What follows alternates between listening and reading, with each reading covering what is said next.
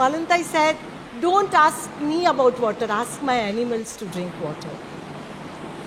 And Malantai argued, I am not going to allow you to prick the chip in my buffalo's ear.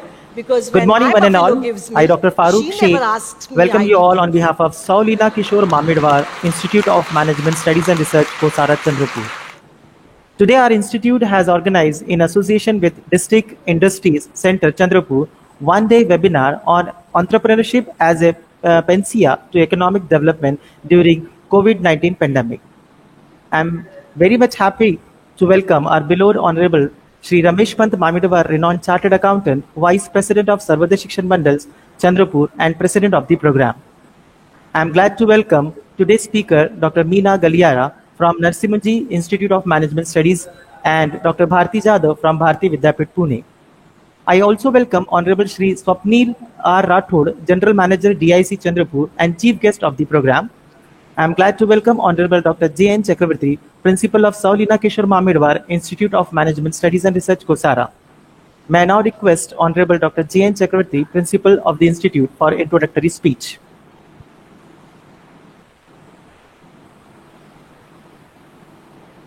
Thank you, Farooq. Very good morning to all the dignitaries. Today's President of the function, Honorable Shri Ramesh Pant Mamidwar, renowned Chartered Accountant of the region and Vice President of Sarvodaya Shikshan Mandal, Chandrapur. Honorable Shri Swapnil R. Rathod, who is the Chief Guest of today's function and a General Manager of GIC Chandrapur. My very close associate, Dr. Meena Galiara, who will be a resource person from Narsimhanji Institute of Management Studies and Research, Mumbai. Dr. Bharti Jadhav from Bharti Vidyapit, Pune. All the organizing committee, including convener Dr. Niyaz Sheikh and all IQAC team members.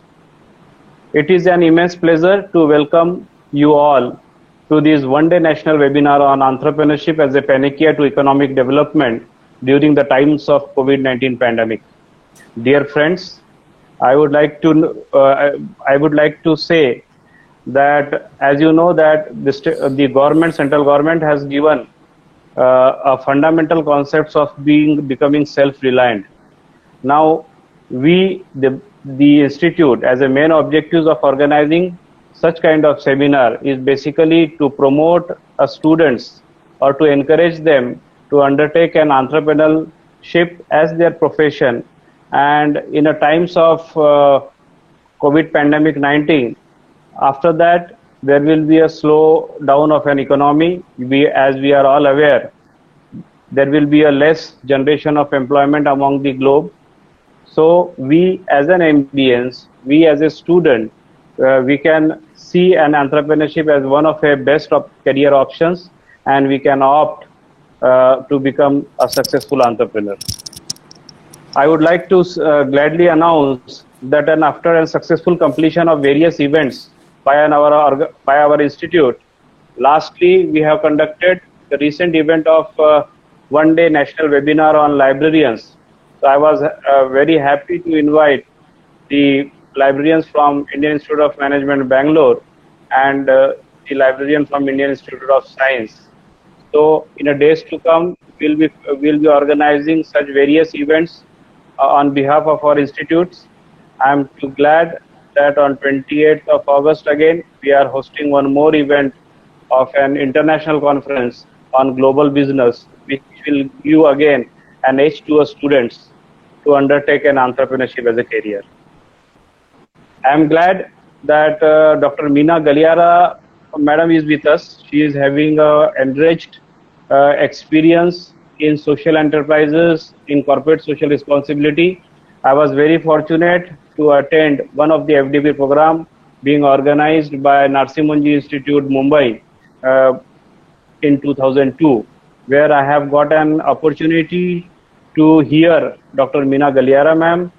So her experience, her expertise, her knowledge, her way of delivering the session will really give an edge to today's program.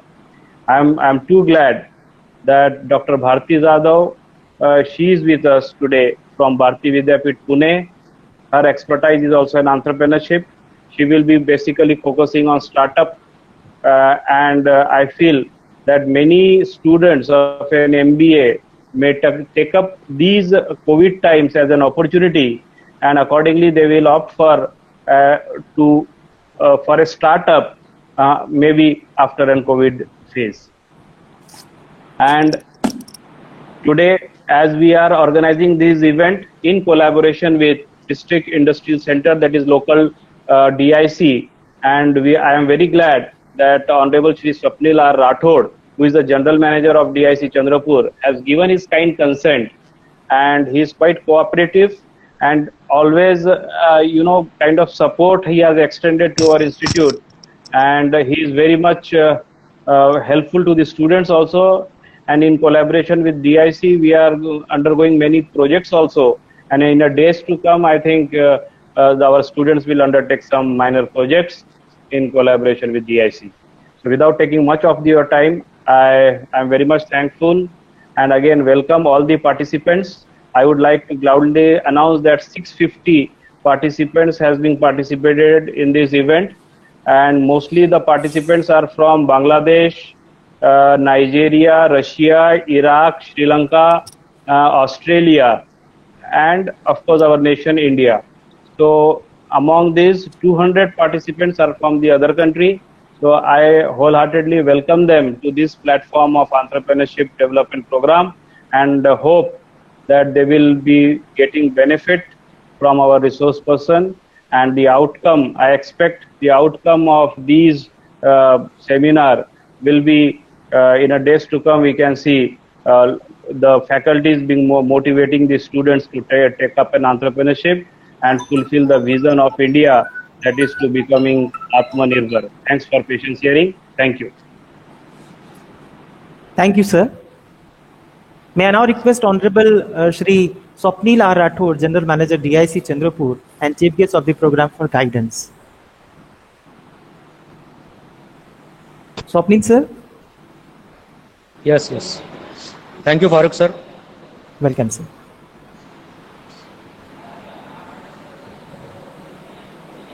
Hello. Yeah, yes, sir, Rathod, General Manager DIC Chandrapur. First of all, I am very thankful to all of you, especially Chakravarti sir, Mamidwar sir, and Riyad sir for inviting me in this seminar.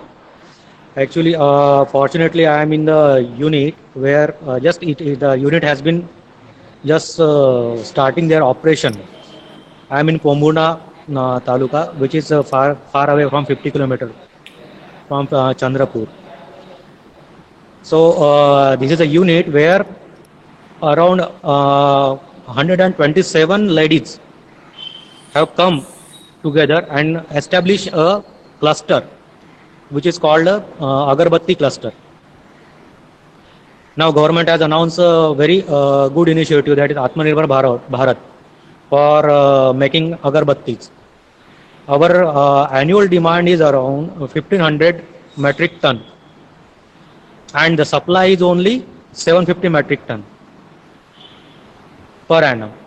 So who will fill this gap? Because all these bamboos, the stick of agarbattis have been coming from, have been importing from China. So we are lagging in this manufacturing of these agarbattis. Just say bamboos. There are plenty bamboos in the Chandrapur district. But due to lack of some clarity or any other problems, due to some problems, we could not churn out this bamboo. So what we should do now, that is the main problem we are facing now. Like in this scenario, in this epidemic scenario, many youths have lost their job. So what will you do nowadays? That is the main problem. So my suggestion to all the listeners that just come out and start a new business, which will be very helpful to you in future. So just like where I am standing, where I am sitting now, this unit has been set up just 6 months back. Now I just come here. I just have come to here to inspect where what they have done. Around 127 ladies have come together and they started this unit.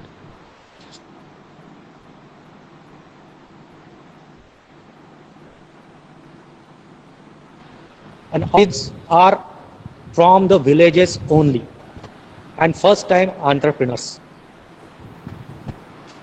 And even these ladies are not educated now. They are just passed out from school and have just completed 10th or 12th. Just so see what they have created. It's a just very good unit. I am not able to show the entire area, but you can judge their potential. So my request to everyone, to all of you, that just start your own business or come out with your own ideas. DIC is in the forefront of generating first generation entrepreneurs since last 3-4 decades. So we will be there. We will always be there to help you out. Thank you. Thank you, sir. Thank you very much. May I now request Honorable Shri Ramesh Pant Mamidwar, sir, renowned chartered accountant and Vice President of Sarvodaya Shikshan Mandal Chandrapur and President of the program, for presidential speech. Mamidwar, sir. Thank you, Farooq sir. Welcome, sir. Are you able to listen me? Audible? Yes, sir. I'm audible? Yes, sir. Okay. Good morning, Honorable Chief Guest and Honorable Speakers and the Principal of this college.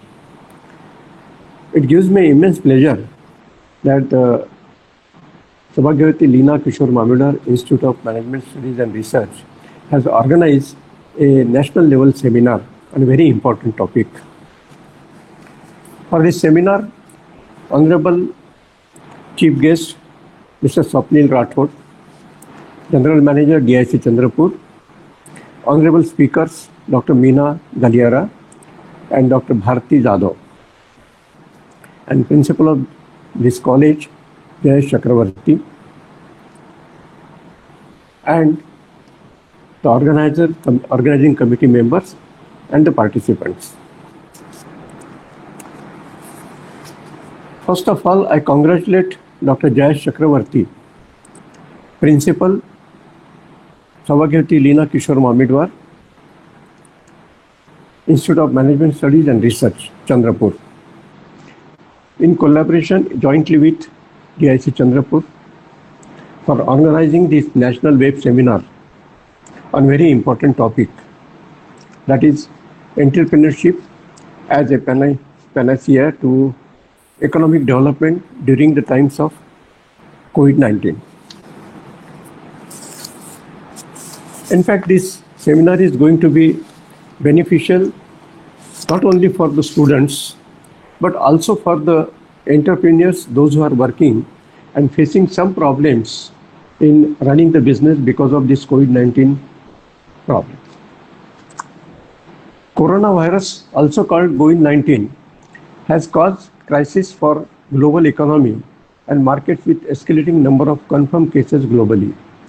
The World Health Organization has declared the virus to be a global pandemic, meaning that it will have a sustained global impact. Many countries' economies already were showing before the pandemic, and now COVID-19 threatens to push them into a steep recession. It pushed the Indian stock market immediately into bear market territory in March. While the market regained much of those losses, unemployment remains high and GDP growth looks like it will be severely impacted across the globe. In such a scenario, it is very important for the business to to have a good entrepreneurship so that one can sustain in such pandemic situation and so that business can overcome the difficult situation. In response to this crisis, government and central banks worldwide have enacted sweeping and sizable fiscal and monetary stimulus measures to counteract the disruption caused by the coronavirus. Just now, our chief guest today has elaborately spoke about the Agarbatti unit, which is started by the initiative of then Honorable Finance Minister Shri Sudhir Mungantiwar. It has started probably, I don't know, but last year, and as said by our chief guest Mr. Rathod, about 127 ladies are working in that project, and there is good scope and good market for this Agarbatti unit. So there are various units which can be started, and government has given a lot of measures to relax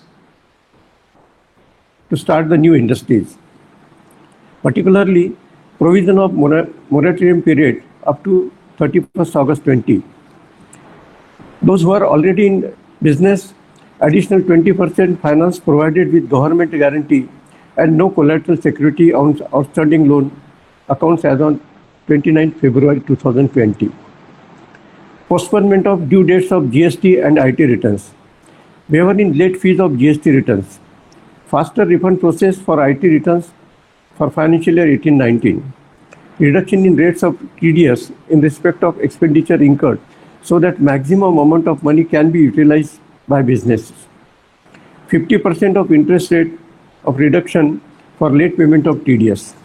Like this, these are various measures which government has offered to boost up the entrepreneurs and to start the new industries also.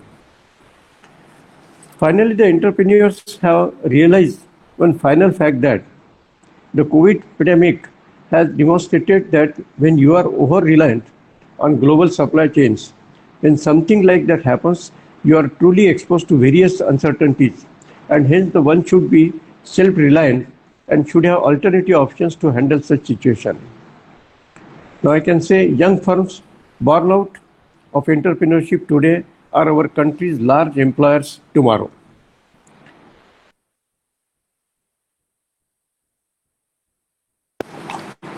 Finally, we need to create more positive attitudes to our entrepreneurial activities to overcome such pandemic situation.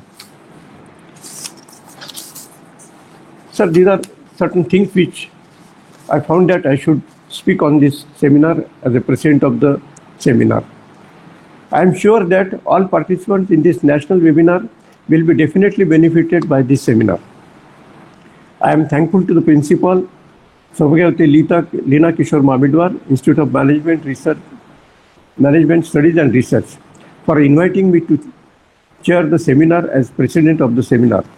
And I wish this web seminar as a grand success and expect to arrange many more seminars on various important topics which already the institute is doing and they will be doing in future. Thanks again to all. Jai Hind. Thank you very much. Thank you, sir. Before going further, I just need to give the vote of thanks to our guest.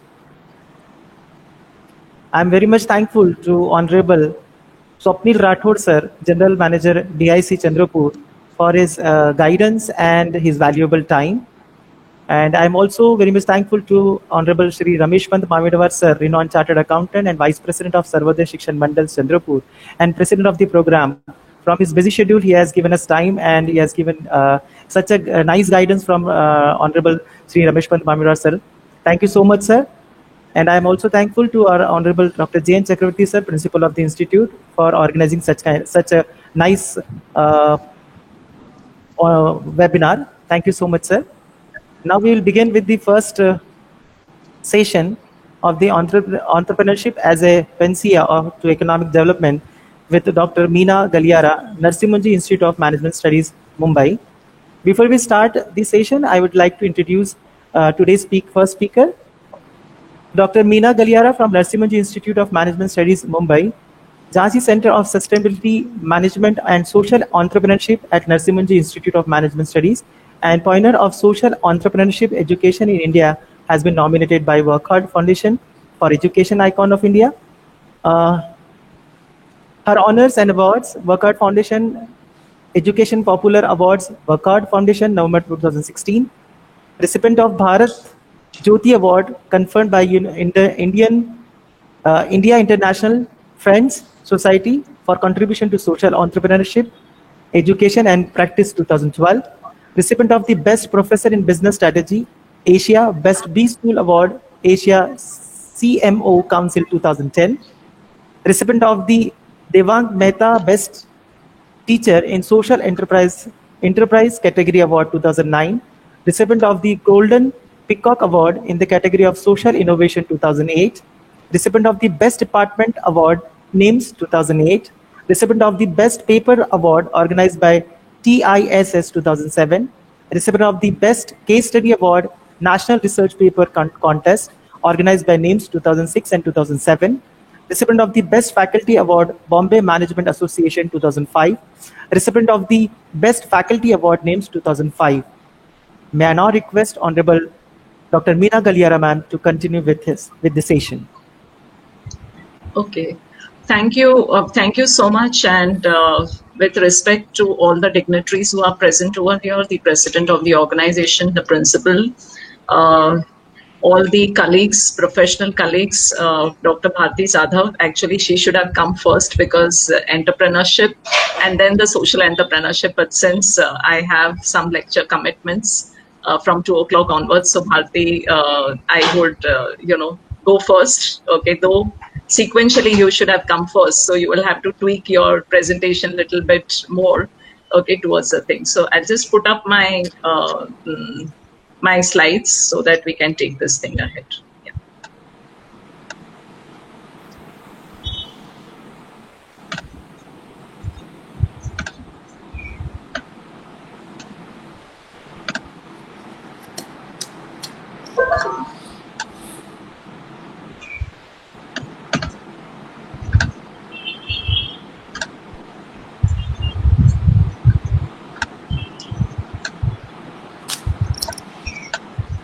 Okay, I hope you're able to see the slides. Yes, ma'am. Yeah. Okay. So to begin with, I'm going to talk about, because I'm associated with the social sector, and the NGOs are increasingly moving towards adopting social entrepreneurship and looking at how social entrepreneurship and market-driven solutions can address problems of the country and that of the global economy. So if you look at this beautiful picture, which is done by an artist, okay, who has depicted the problems of the world, including India, and you find that NGOs are increasingly struggling in order to address the issues of bringing social change, whether they are in the areas of education or whether they are in the areas of livelihood or in the areas of healthcare. And you find a pigeon which represents the NGO sector, which is trying to improvise the quality of life of the people in general, and those below the bottom of the pyramid in particular. So the entire role of NGOs has been in terms of improving the quality of life of the people by concentrating on specific programs and specific projects which can actually help the poor to lead a better life. If you look at specifically the Indian scenario, we have a lot of inequities, and I borrow these figures from the Oxfam report, which talks about India's richest 1% is holding 4 times the wealth held by 953 million people who make up for the bottom 70% of the country's population. So the income inequities explains the reasons for poverty, or explains the reason for the resource gaps which we identify in the nation. And if you look at the total wealth of 63 Indian billionaires is higher than the total union budget of India for the fiscal 2018-19. So this shows the type of the economic inequities which further will widen the gap of the social inequities which are there. You have important indices which you can take into consideration, like the Human Development Index, where India is lying in the bottom 50 of the world. We have 129 rank. Though globally we talk about becoming the economic superpower in the coming years, but you have the countries hosting more hungry people in the world. We are ranking highest on that, and we our rank is around 102 out of 117 countries. So more hungry people in the country does not do any good to the industry also, because hunger will cascade into lack of education, lack of health, lack of productivity, lack of skills. So these are important indices which NGOs are trying to change. And the biggest problem which is actually surmounting is the level of unemployment which is existing in the country.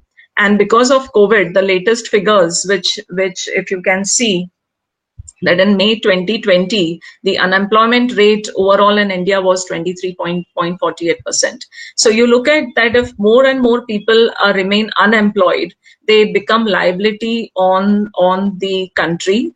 And obviously the taxpayers will have to increase their payment of taxes, which they are not very happy about it. And so one will have to look at that how this is going to impact the NGOs, because obviously with the changes in the legal framework and changes in ATG and other type of exemptions which are there, NGOs will have a funding crisis coming up in the near future. So if NGOs have to create social impact, and if they are facing resource deficit, and if they have to create resource surplus in order to address to the problems of the country, they would find that there are entrepreneurs who are coming up with market-driven solutions. And if they are coming in form of startups, they are addressing problems of sanitation, they are addressing problems of alternative sources of energy, they are looking at education, they are looking at whole sort of things in a for-profit mode, which is there. And so this growth of market-driven solutions to social problems, the investors are more interested in the social enterprises than compared to the traditional approaches which were adopted by the NGOs to be dependent on government grants and on donors to fund them, and then they would start proceeding. So the social contract between the funders and between the NGOs, between the NGOs and the government, between the NGOs and the academia is undergoing a significant amount of change. And if these donor expectations are changing, where they are looking out for social impact plus financial sustainability of the NGOs have no choice but look at the broader funding base. That how can you create a much better funding base than being dependent on single donors or a single funding agency. So there is a need for mindset which has come across the leading NGOs, where they have said that traditional approaches were good because the context were different, where we were in a different market. But with markets opening up, there is the NGO dependency on donor funding has to be reduced, because in the global world, we are looking at market-driven solutions and not that solutions which only government can propose or some funding agencies can propose. In this context, NGOs are forced to think creatively and act independently. So there is a paradigm shift where the donors are no longer using the word charity, they are using the word called investment. And with this investment, there is a return. There is a return which is expected, and this return is both on social impact as well as looking at the financial sustainability. You require an entrepreneurial lens in handling social issues, because for an entrepreneur, he looks at the opportunity and not at the problem. So he looks at the unmet need which is there. So in the social sector, the unmet need is of education, the unmet need is of sanitation, the unmet need is of health. So you look at the unmet need, your mission is to bring about social change to address those unmet needs, but with an enterprise management skills. strategies, innovations. So a lot of social innovations have to be, happening at the bottom of the pyramid, and NGOs are instrumental in promoting these types of social innovation and giving an entrepreneurial orientation. So the whole concept that NGOs are moving towards recognizing that social problems can be addressed using a business skill sets, and you can achieve the desirable social change. So businesses, when they bring their products or services in the market, they are instrumental in bringing that social change. A simple example, if I may give, washing machines in our home have changed the relationship between the family members and the home helpers.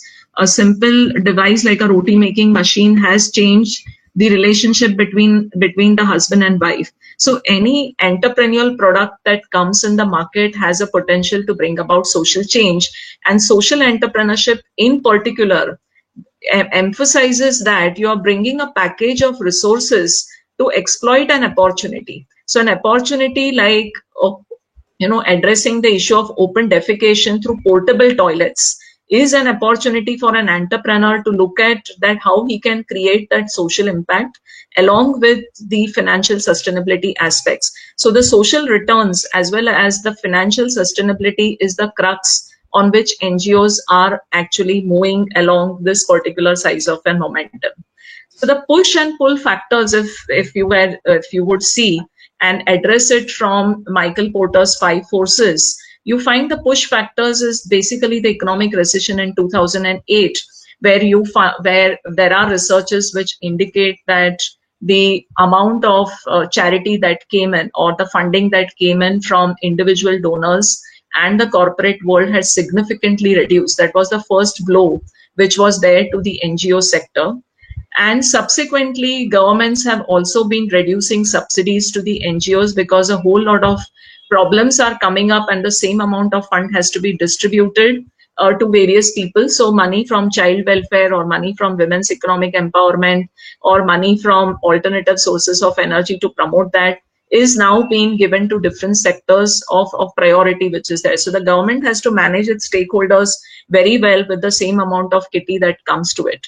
So NGOs are forced to think that how do we address this unmet need which is there? And if this unmet need has to be addressed in a market-driven solution, NGOs are looking at that opportunity, especially because there's a lot of intellectual capital which is favoring these days on inclusive growth. There are young people who are thinking about how do I create a profitable venture when I'm actually addressing the social problems of the world. There's a lot of outsourcing which is happening from the developed nations to emerging economies like us in the areas of embroidery, in the areas of textile, in the areas of organic food, in the areas of developing low-cost healthcare centers, in the areas of developing frill-free maternity homes. So these things, there are investors who are looking at these types of gaps which are there. And at the bottom of the pyramid, globally, you have 428 million people. So this is a huge market. I'm not just talking about India. I'm talking about the world market which is there. And this market is ready to pay you some price which is there. If not the full cost, they are ready to pay you that. And so one will have to look at this market opportunities which is there. And because NGOs share a better rapport with their constituencies, are able to influence the ability to think amongst the people in a very, very different manner, it can definitely promote a lot of social entrepreneurs within the community. So a whole lot of organizations have come up. I'm just showcasing a few examples. Shrujan Threads of Life, which is a Kutch-based organization, works in the area of embroidery, and today Shrujan is not accepting a single rupee as a donation. It has become completely self-sustainable. You can check it out for yourself. They engage more than 20,000 women in the handicraft sector, especially the embroidery from Kutch. And because these women are engaged in embroidery, they have brought the Kutchi embroidery to the World Heritage type of reputation which is there. women who have been, now this organization is more than 30-35 years old. They have apart from helping women in the embroidery sector, they have created entrepreneurs in the embroidery sector. So women work for a few years with Shrujin, polish their skills, learn about quality controls, learn about pricing strategies, learn about entering the market, get into the professional markets, and they are able to set up their own enterprises. This is the power of what an NGO can actually do. They can provide that ecosystem which is very much required by the social entrepreneurs who are working at the bottom of the pyramid. So they provide a product for a class, because handmade embroidery is expensive. So when you provide a product for the class, you're creating a lot of employment opportunities for the poor. Similarly, you have Seva, again in Ahmedabad, which is highly well known for the amount of self-employment which it has generated through its various verticals in the economy. The latest vertical they have added is Seva Rudi, which is a marketing arm of Seva, which is a for-profit social enterprise supported by Seva, which is a not-for-profit organization. You have our own, Maharashtra organization Mandeshi, started by Chetna Gala, who has done immense amount of work in promoting social entrepreneurship at the bottom of the pyramid. And towards the end of my presentation, we will look at her video about what are the challenges she faced and how did she create those independent women who are now providing employment to others, because one entrepreneur can provide employment to at least 5 people. That is the power which is there. So the sweat equity and the sweat equity between a commercial entrepreneur and a social entrepreneur is the same. It's not different. The commercial entrepreneur equally has to work hard, and so does the social entrepreneur has to work. You have the famous Jaipur Rugs Foundation, which has promoted Jaipur rugs worldwide. It has become a brand which people would like to own. You have Gunj, which is into converting your old clothes into sanitary napkins and providing employment to self-help groups, and these self-help groups today have their own micro enterprises into production of sanitary napkins. Sanjeevani, an NGO which is promoting the cause of the farmers and making farmers independent, connecting the farm to the folk, that is to the table. So no longer with organizations like Sanjeevani, you will have farmers who look pathetic, because if the farmer is not considered as an entrepreneur, then I think our tragedy is very bad. So we have to consider farmer as an entrepreneur, and NGOs, a couple of NGOs in India are working towards how can we create this farmer and instill that confidence in him and create an entrepreneurial material out of him. You have Swadesh Foundation, which is again into rural empowerment, helping a whole lot of micro enterprises to sustain in this market, connecting the social entrepreneurs at the bottom of the pyramid who come from these rural economies to connecting them to the global markets. You have the Janki Devi Bajaj Vikas Sanstha, Ishanya Foundation, Dhan Foundation, the Disha Foundation, which is in Nasik, which all works in the area of creating livelihood support. They provide support to the people for a few years, but later on, these people set up their own social enterprises, and they then expand and they scale it up, providing self-employment to people and even addressing the customer's need. You have Center for Aquatic Livelihood, Jal Jivika, which is helping the fisher folk community, because because we enjoy the coastal line, and there are a whole lot of people who are dependent upon the aquatic life, and how do we create social entrepreneurship in them?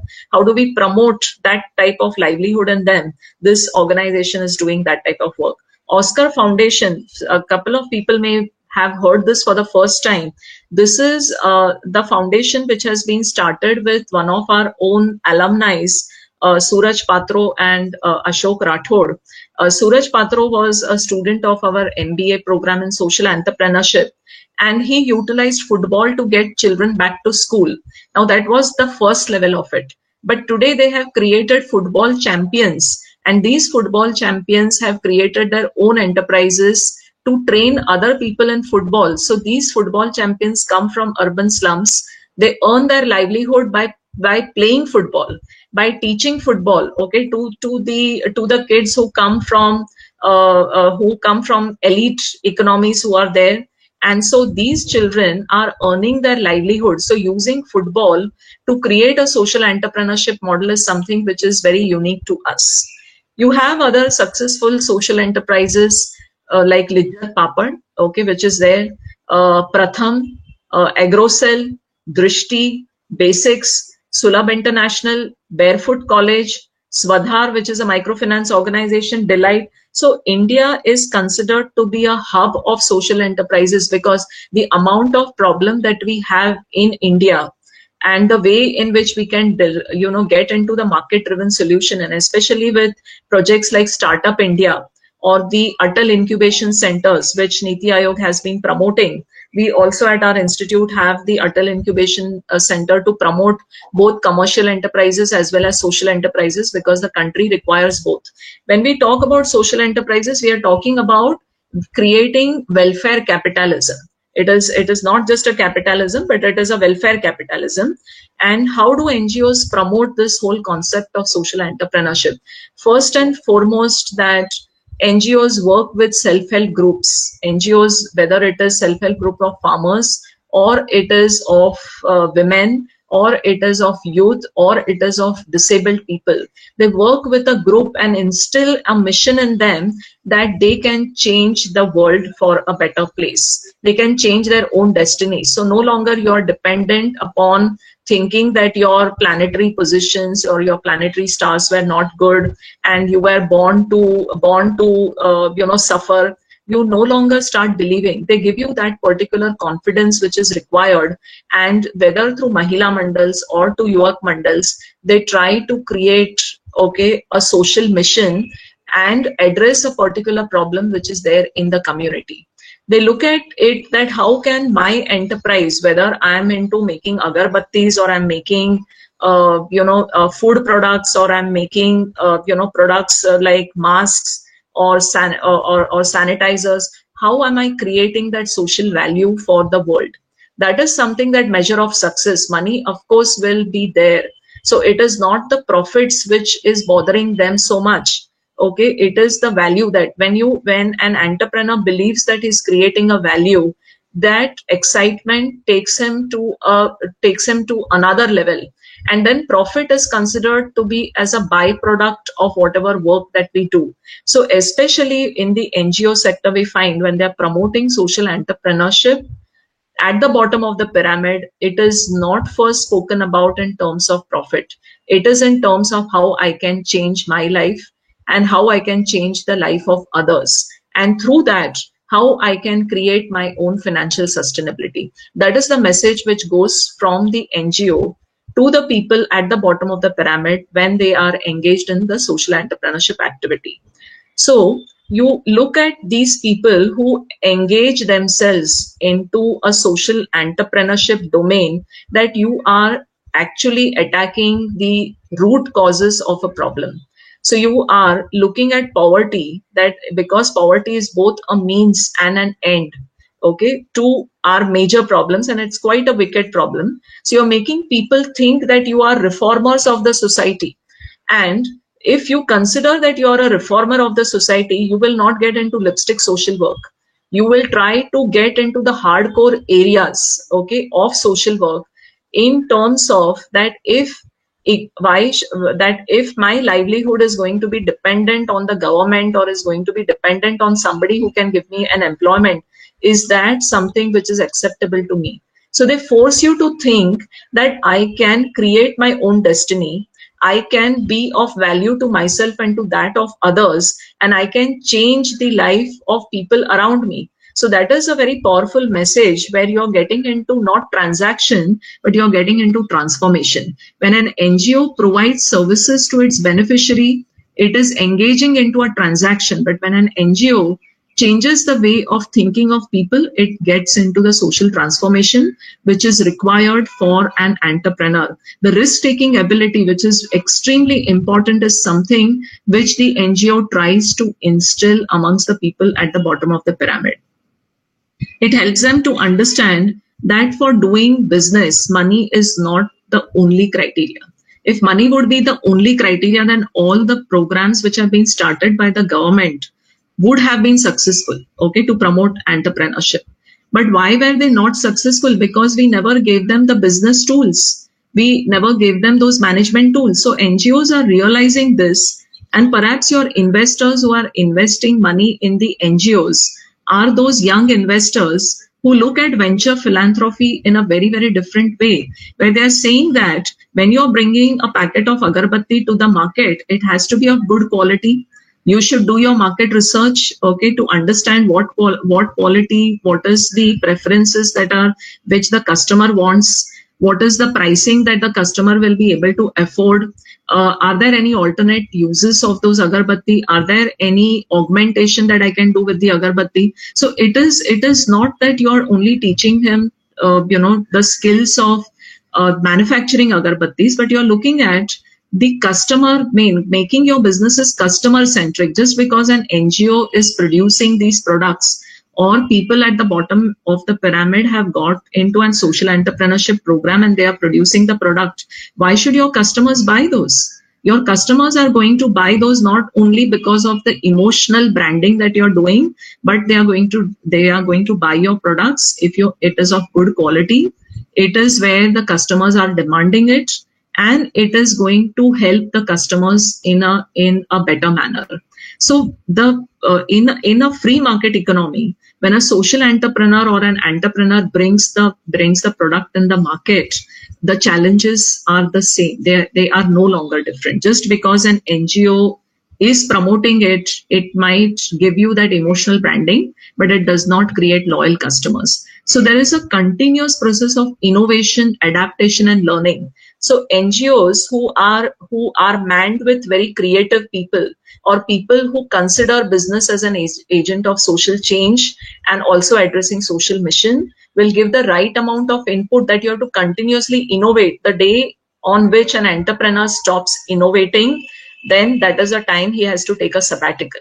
The same applies for a social entrepreneur, that continuous innovation, adaptation, and learning has to happen in the whole process. So there are various forms of social enterprises which are promoted by the NGOs, right from profit to the non-for-profit. So there are certain firms which will employ only certain special groups. Let's take a social enterprise like Miracle Courier in Mumbai. It engages only the hearing handicap, because the founder of the Miracle Courier believes that to deliver your courier, you do not require to talk. You only require to read and write. You only require to be mobile. So his entire enterprise is managed by the hearing handicap people. So you have a couple of such organizations which are for-profit social enterprises, which are engaging the people from the bottom of the pyramid or from the marginalized communities, and providing them with employment, and also looking at changing the way in which the normal society looks at them.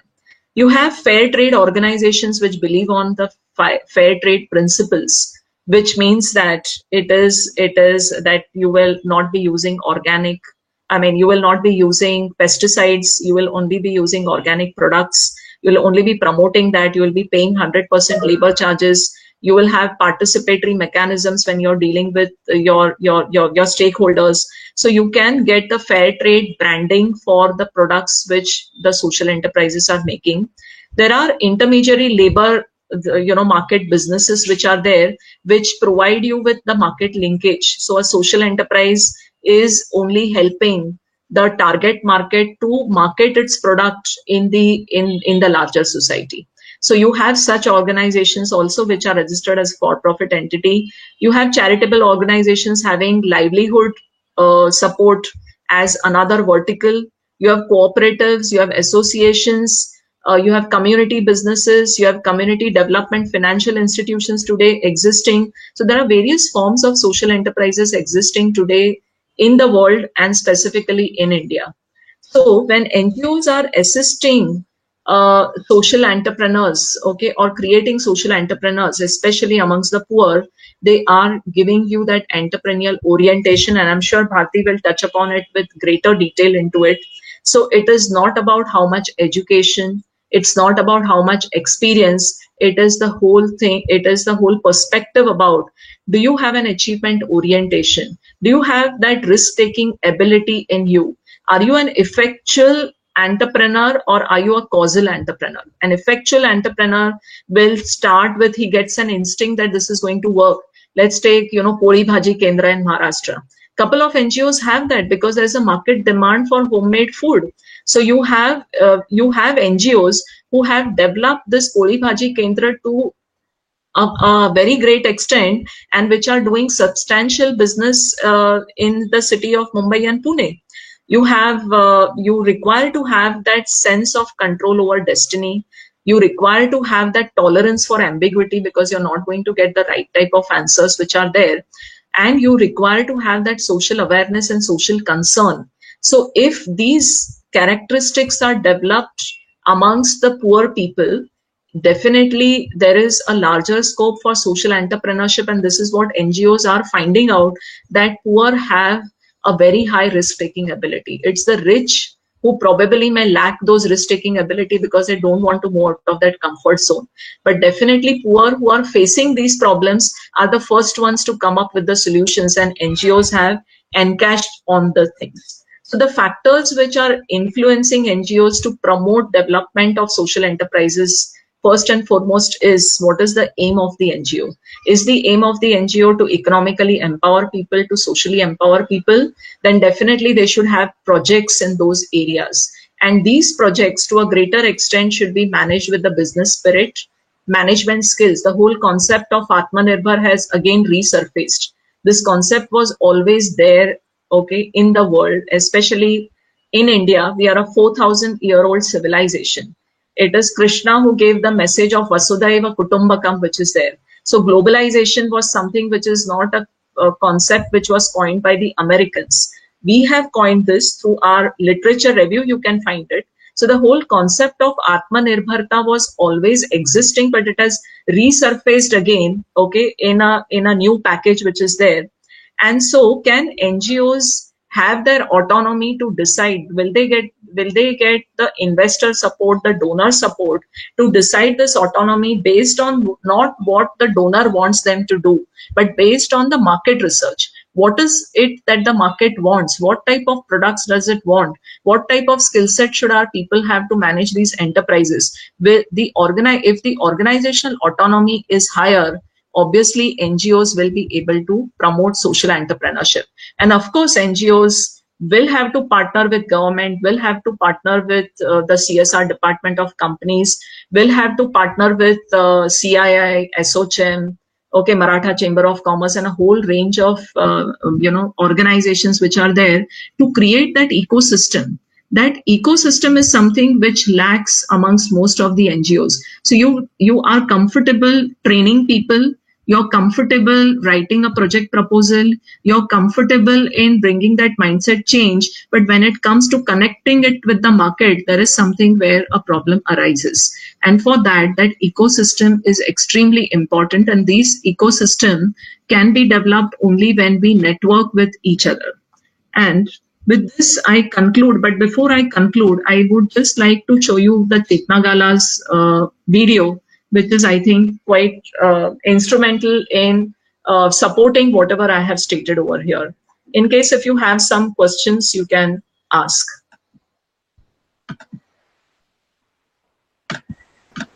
Professor Rima Chopra ma'am, the moderator of the first session, I request Rima Chopra ma'am to please ask question on behalf of the participants.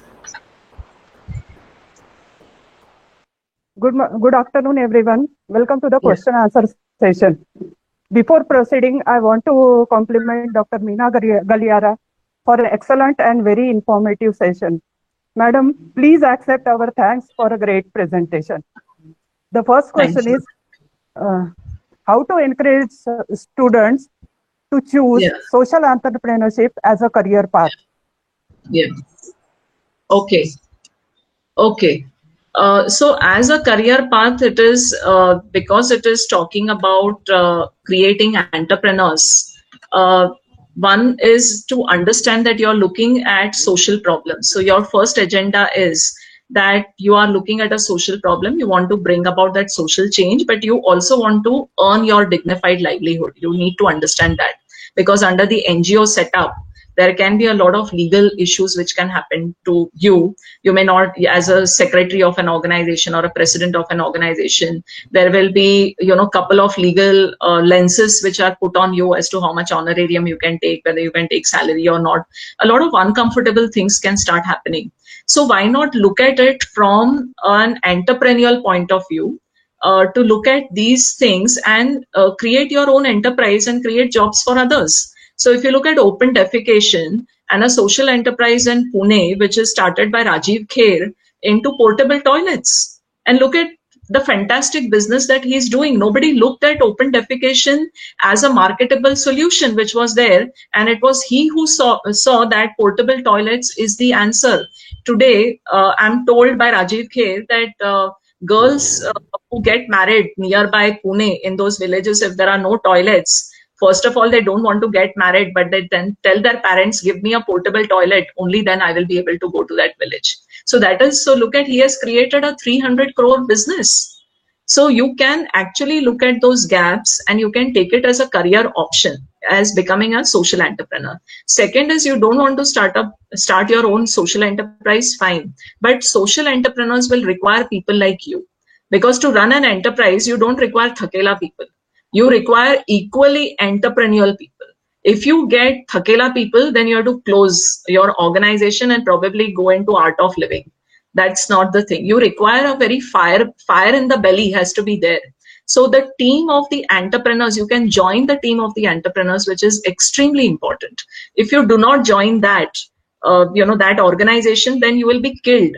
If you join an NGO which is traditionally dependent on donor funds and everything on the charitable approach, then you will find yourself frustrated. So social entrepreneurship has a career path in the CSR departments, okay, because CSR fund is like an angel investment fund. They are also looking at how do we create more suppliers in the economy.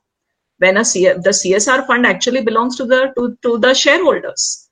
So the shareholders are, if they want their profitability to be in place, that 2% which is going to the NGOs, they should be creating more entrepreneurs in the economy. Whether it is you are creating drivers, you're creating plumbers, you're creating carpenters, it comes in the ecosystem. So if the supply chain has good entrepreneurs who are sustainable, who are environmentally conscious, who believe in human rights, who believe you can create a very sustainable supply chain. So the CSR departments are looking at people who are entrepreneurial in nature and not just looking at the tragedy story.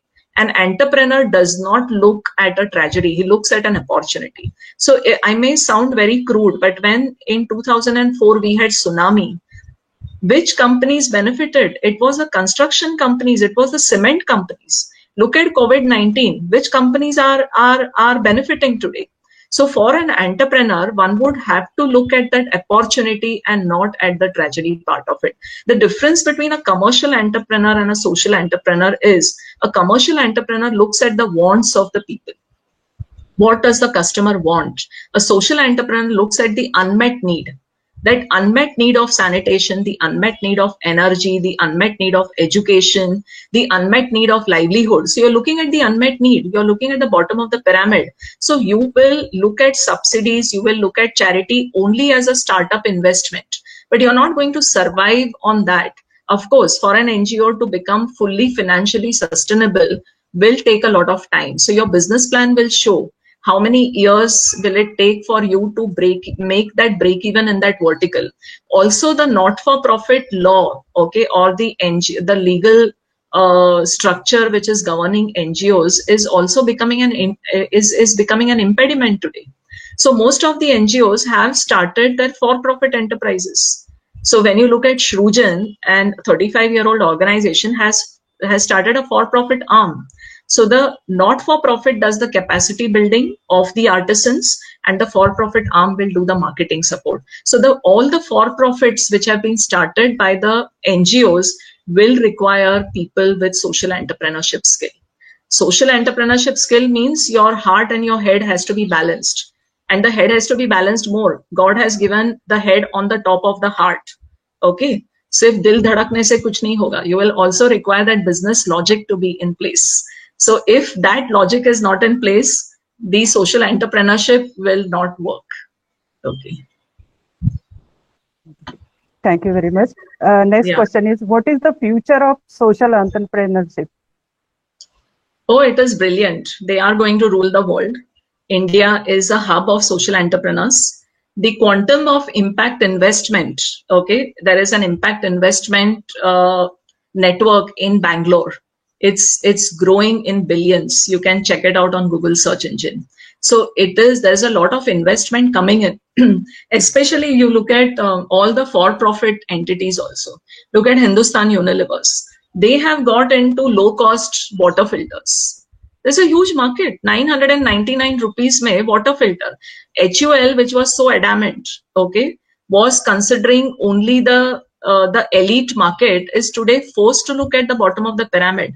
Look at the whole Shakti Amma case, using NGOs in order to create a distribution strategy to the rural markets. So the equation has changed. The marriage between capitalist and socialist and communist is actually happening. So earlier we would not even look at each other. Look at ITC and the whole e-Chopal experiment. You are considering this because it is giving you that competitive advantage.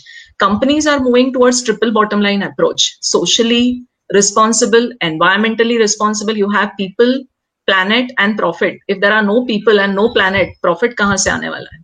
So if you look at SDGs doesn't talk about profits at all. What does it talk? It talks about peace, it talks about prosperity, it talks about people, it talks about planet. Okay, it is not talking about profitability, but it is telling businesses, look at these 17 SDGs, they all give you business opportunities. A business opportunity in smart cities, a business opportunity in potable water, business opportunity in land degradation, business opportunity in health.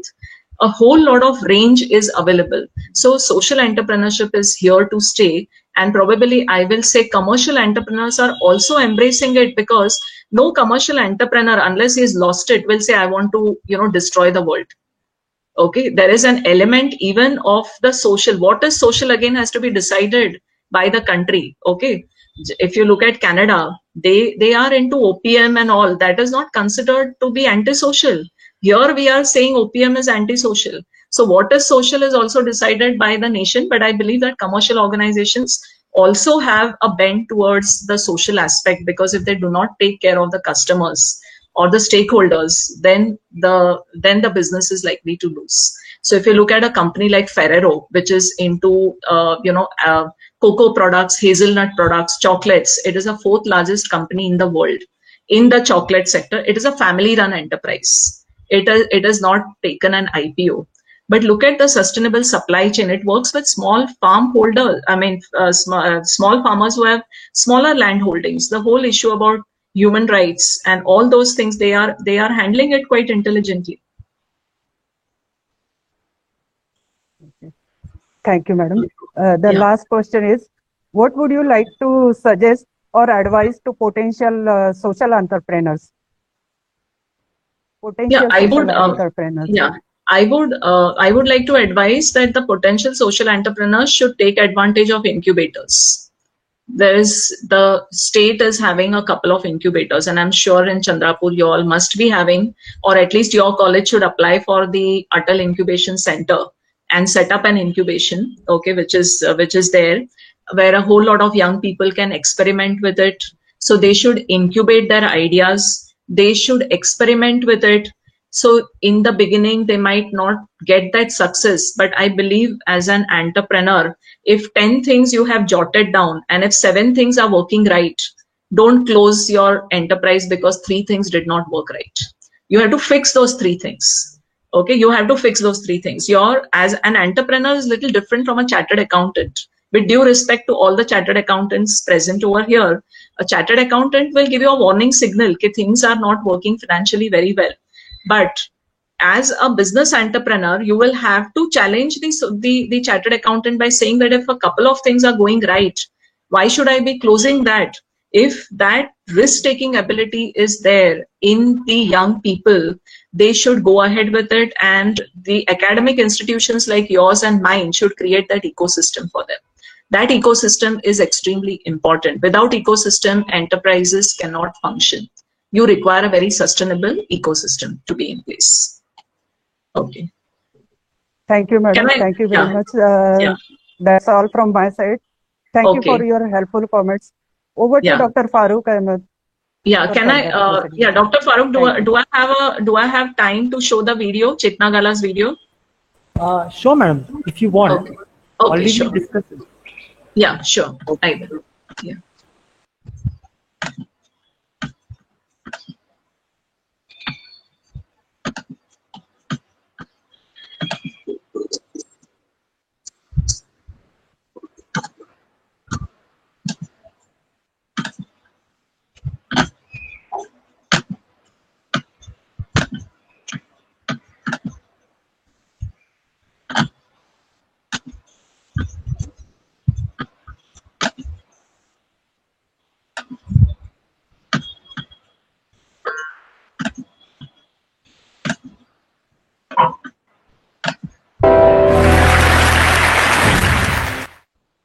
I was always a Bombay girl.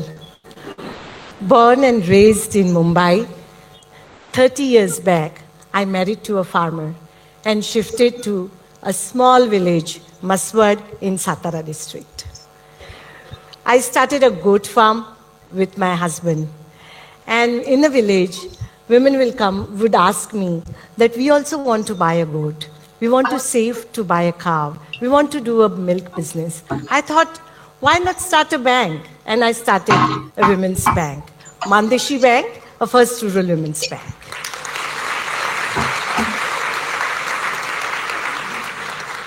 In 2012, Kerabai came to the bank. She mortgaged gold and took loan. I asked Kerabai, why have you taken loan? Do you want to pay fees for your education, for the education of your children? Kerabai said, I am not even thinking of education today. There is such a bad drought. There is no fodder, no water.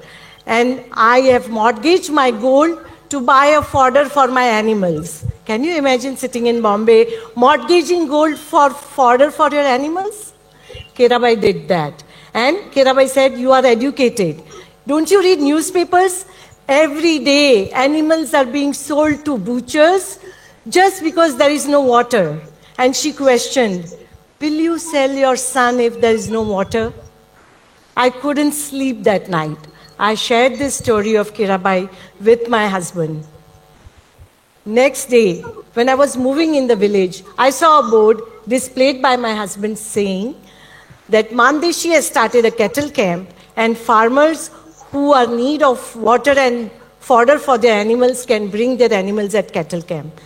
I was surprised and nervous. I said, there is no water, wells are dried up, there is no fodder, how are we going to make the arrangement? Water from where are we going to bring? My husband said, people will take care of it. Imagine, within a week, 100,000 animals would come, and within a week, 7,000 farmers with 14,000 animals from 77 villages came to cattle camp.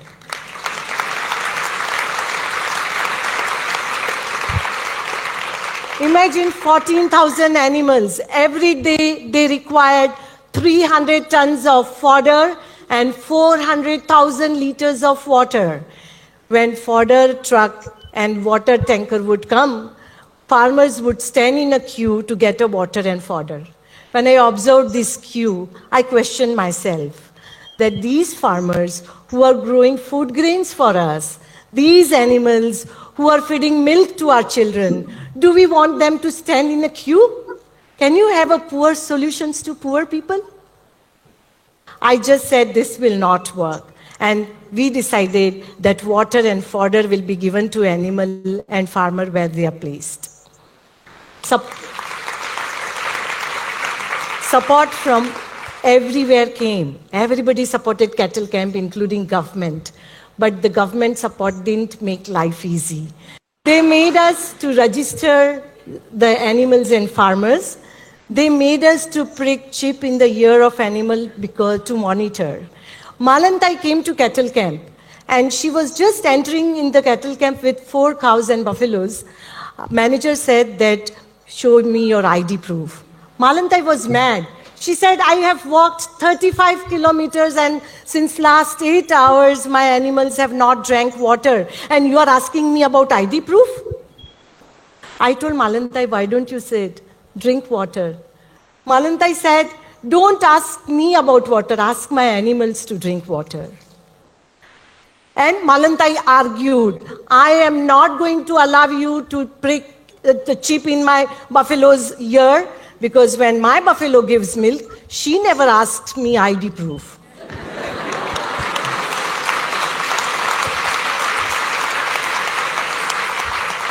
And we decided we will discontinue this practice, no chip, no ID proof. Every day we would wait for a rain, and rain wouldn't come. Monsoon passed away. Farmers were nervous. They said that cattle camp will dismantle because there's no monsoon now. Farmers said, we cannot go back home. There is no crop. There is nothing, no water. We took a decision that cattle camp will continue and extend it to the next monsoon. Cattle camp became a home for farmers and animals. Let's view how it looked like.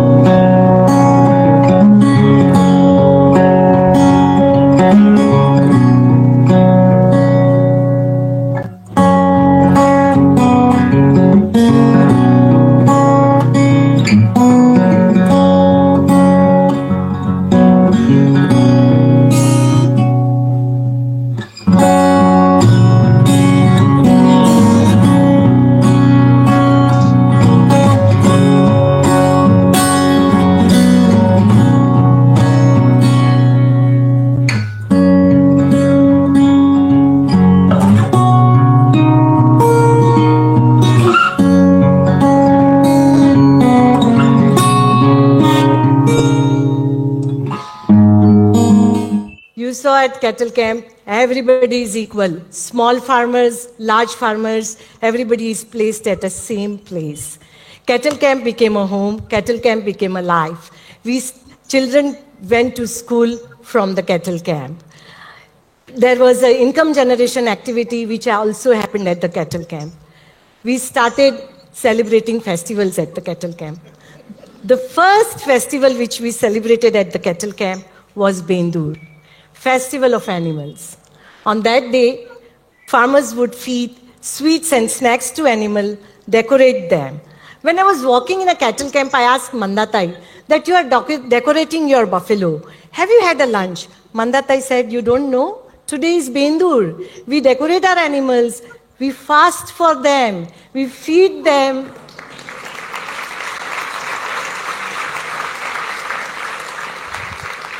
We feed them sweets and snacks, and after that we eat. Another learning, fasting for animals. We then celebrated even a national holidays. We celebrated 15th August, Independence Day of India at cattle camp and did a flag hoisting. Everybody chanted Jana Gana Mana, national anthem of India. After celebration of 15th August, Lakshmi Bai came to me and she said, I'm very happy today. I was like, Lakshmi Bai, why are you happy? You are staying at cattle camp, your children are going to school from cattle camp. She said, you know what? I have never been to the school. First time in my life, I saluted Indian flag at cattle camp with my animals.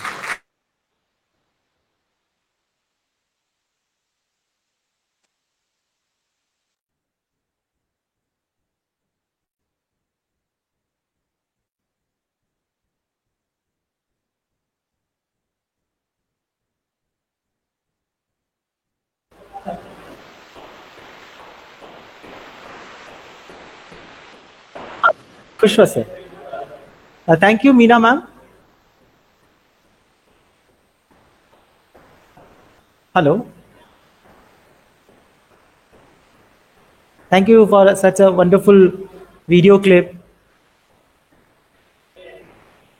Now moving towards our second resource person. Before we going further, I like to introduce our next speaker of the session, Dr. Bharti Jadhav. She is dedicated and experienced educator with 12 years of experience serving in the field of management education and entrepreneurship development. Currently in charge of entrepreneurship development cell and faculty member of Bharati Vidyapit, Institute of Management and Entrepreneurship Development, Pune. She has published and presented papers in various national and international journals. She is the authored SLM on entrepreneurship development. May I now request Dr. Bharti Jadhav ma'am to continue with this session. Bharti ma'am. Okay.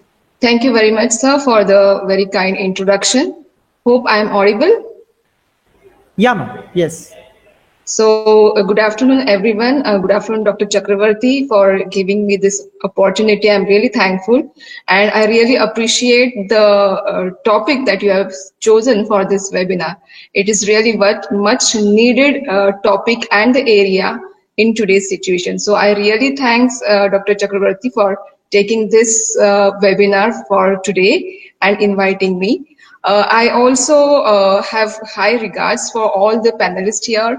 Mr. Mamidwar, who has also spoken really well and has also given us some, informative information on how to go ahead with the startups and entrepreneurship.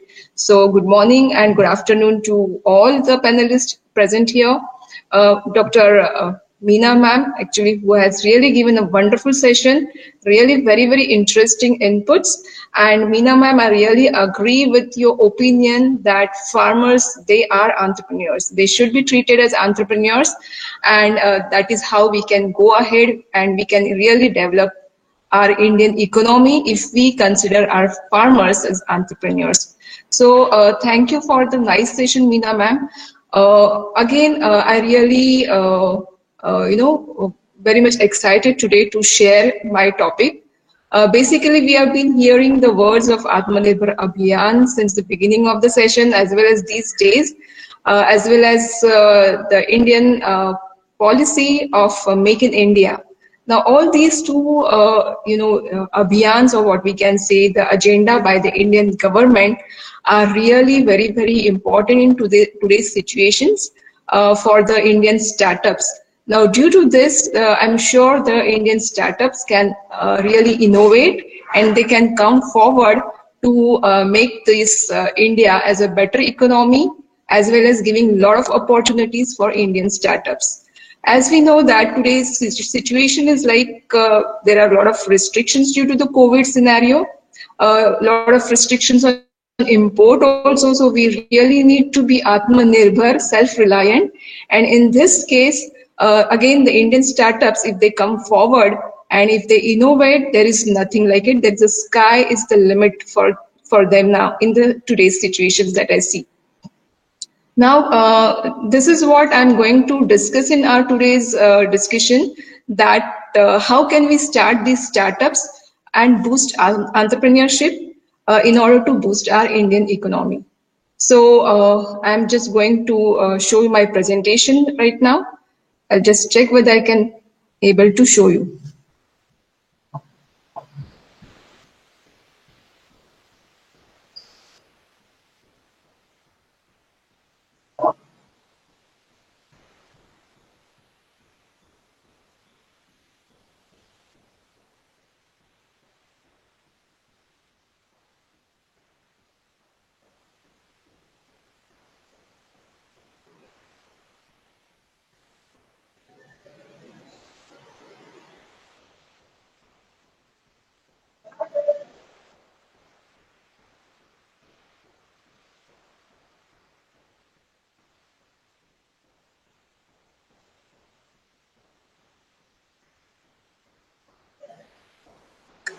Hope the presentation is visible.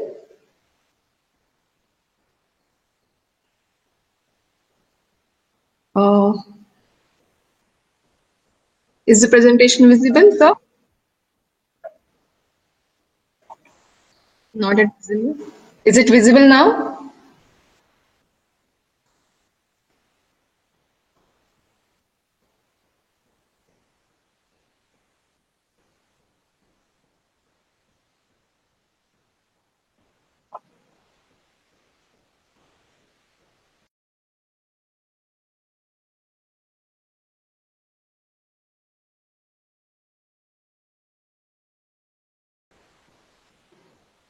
Okay.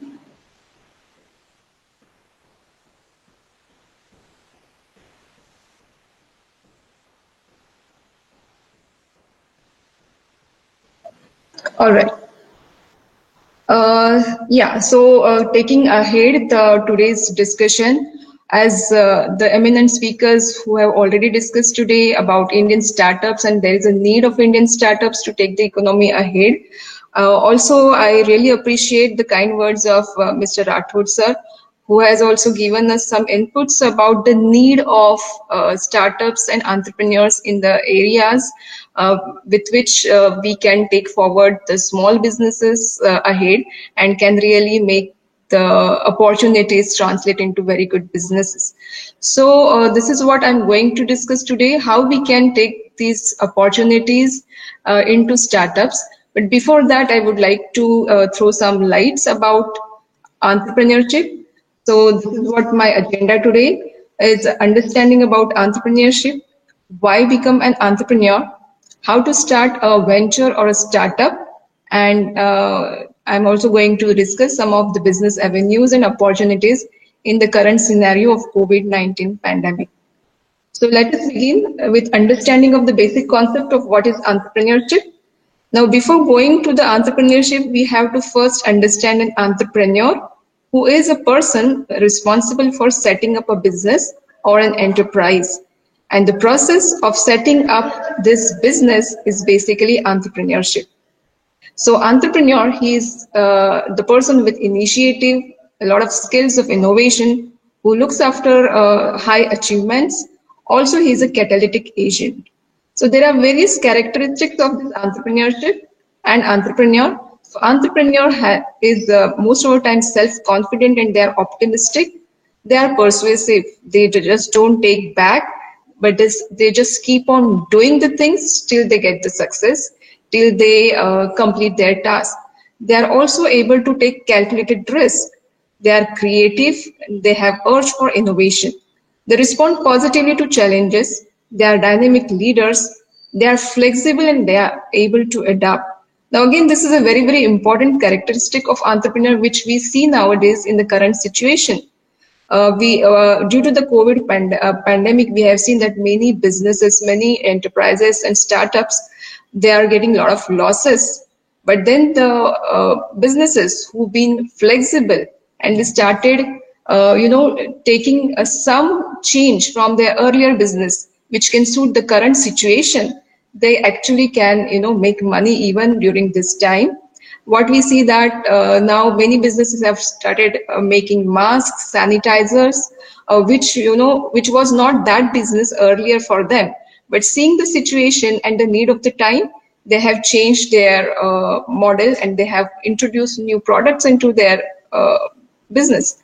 Not only this, we see a big brand, Nike, who also has started, manufacturing PPE kits, okay, which is just a response to the current situation. So that is, the flexibility, that is the adaptability we have to, understand for the great entrepreneurs, and that only can, take your entrepreneurship ahead. That only can make your businesses sustainable. Now, most of the time we have some questions like why to become an entrepreneur. So very fundamental is, if you are an entrepreneur, you are your own boss. You don't have to take instructions. You have no confined schedule for you. So you can work under your control. And that is the biggest motivation, to start the venture or to becoming an entrepreneur. You can also pursue your own ideas. And as you will see, the financial rewards are also greater in case of entrepreneurship and businesses. Of course, that should be also taken care as a byproduct of your business. So understanding entrepreneurship is the ability and readiness to develop, organize, and run a business enterprise along with any of its uncertainties in order to make a profit. So this is what we understand about entrepreneurship. Now, very, very important, part of the discussion is the startup. Now, how to build a startup? We know that startups have got good potential. We know that startups can, boost our economy. But then a very, very basic question, how to start the startup? So I'm going to give you some few basic tips or steps that can help to build a startup. Now, for starting a startup, very first thing is that you need a very good idea. Okay, and I think in the earlier discussion also we have got some inputs about idea. Now, this idea is there with which you can proceed further, and you can change this idea, you can translate this idea into a business. But then for that, the idea has to be very, very unique. The idea also needs to be feasible. The idea should be a solution to some problem. It just should not be a fancy idea, but it should also taking care of some need of your people, need of the market. And if the idea has that potential, then you can go ahead with this idea, right? Now, for finding out the idea, you don't need to, go through the books and, find out an idea. You can have these ideas around you. You can see the ideas around the problems that you face, even the day-to-day problems. If you see, you will find out some ideas for the good businesses in those problems. So basically, if you come to the solution of such problems around you, that can be a very, very good idea, because ultimately the idea should be beneficial to people. And that is how you have to create the idea. And further, you have to develop your idea into, a very sustainable, feasible product. And this is how you can jot down your idea and you can work upon it. You can, take feedback, take suggestions from the people around you to, make this idea more constructive, more concrete. And then further, you can start working upon this idea. Now, once you are convinced with this idea that this idea can really solve some problem, you can start, making it into a product, right? Now, this product again is also need to be very, very useful for the customers. And when we say the product has to be also satisfying some need of your customer. So you have to develop this product, you have to develop a prototype first, and then you have to see how this product is working. So in the step 2, you can, make your product, and you can have all the marketing mix factors associated with this product that you can work upon, that you can check about its features, you can check about its pricing, whether this pricing is okay for this product, whether the customer, your market are going to pay for this price. You can also check about its place, which is like how you can make this product available to the customer, how you can reach to the customer with your product, and also about its promotion. So you have to figure out all these strategy at this stage, along with a good team. If you have a very, very passionate team like you can really make a successful launch of your product. So you have to find out people who can work with you, who can collaborate with you, who can also take your business idea further. And of course, they also should have the passion, the same passion that you have. So finding a good team, as well as also trying to understand your market at this stage. Okay, so you should know your customers very well. You should know to whom this product is going to be useful. You have to take feedback from these people about your product. So initially you can, test market your product with a smaller segment or with a smaller number of customers. So you can try and you can find out how your product is doing with this small number of customers. Now, based on their feedback, again, you can, make some changes into your product if needed. And then again, you can, develop this product further. So this is, a continuous process of taking feedback from your market, from your customers, and making changes in the product. Unless you do this, your product won't be successful in the market. If customers, they don't see any benefits in your product, they won't buy you. So whatever the features you have, those features should be compatible to your market. Those features should be useful to your market, and your customers should feel like going for your product. So this is a very, very important stage that you should understand. So once you design your product, once you develop your product with your customer feedback, and now you are also getting customers, then now this is the next stage that you can, go for the investors. With now this is the stage that you can, create your pitch. So now you know what are the strengths of your products, what are the strengths of your business. So that now you can talk to your investors. Now these investors, if they find really, really value in your product, they will support you definitely. And that is how now you have to, move further to the step 4. Now, when you see that you are going to the market, you are getting good number of customers, and now it's a time to scale your business. So again, you have to think about funding. So you can see that funding is available with various ways. Now, at the initial stage of the business, it is very, very difficult to convince investors. So at this stage, you have to rely on your friends and family, the near ones, for the funding. In the later stage, you can also go for business angels or SME. As we have just now listened to Rathod sir, we have organizations like DIC who are also eager to help the startups if there are really, really good, ideas, and if they are really useful to the people. So SME and the policies of government like Startup India. Now, with this help or with the support of all these organizations, it is very possible that you can convert your idea into a very good, feasible, viable business model. We have some case studies of successful startups that in the recent years, and these startups are also the startups by young entrepreneurs. They were the young students. So if you know Oyo Rooms by Ritesh Agarwal.